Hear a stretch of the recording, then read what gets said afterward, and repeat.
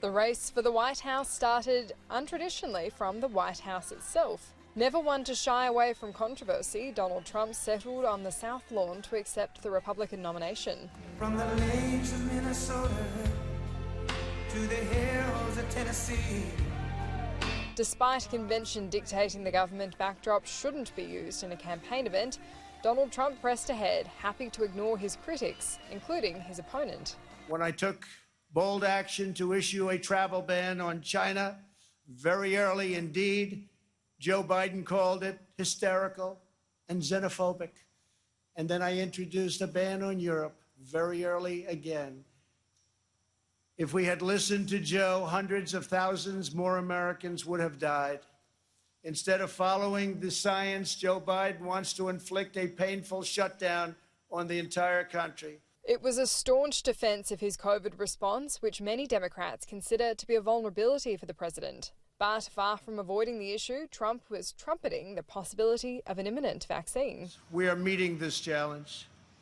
We are delivering life-saving therapies and will produce a vaccine before the end of the year, or maybe even sooner. But it's the issue of law and order that he's been hitting hard. After a long summer of protests, rioting and looting over race, that reignited this week in Wisconsin. Your vote will decide whether we protect law-abiding Americans or whether we give free rein to violent anarchists and agitators and criminals. How can the Democrat Party ask to lead our country when it spends so much time tearing down our country?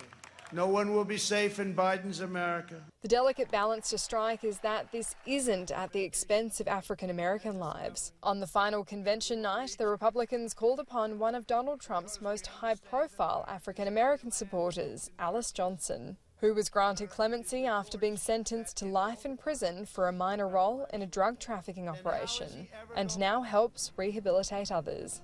I was once told that the only way I would ever be reunited with my family would be as a corpse.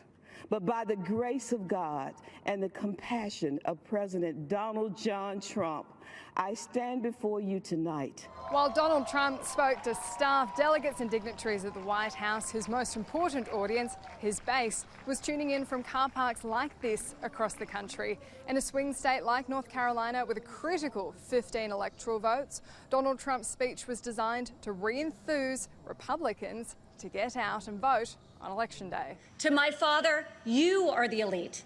You are the only people he cares about scoring points with. With both conventions now concluded and 2 months to polling day, attention will soon turn to the Trump versus Biden debate.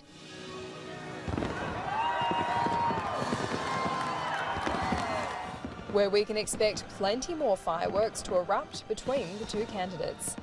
Annalise Nielsen, Sky News in North Carolina.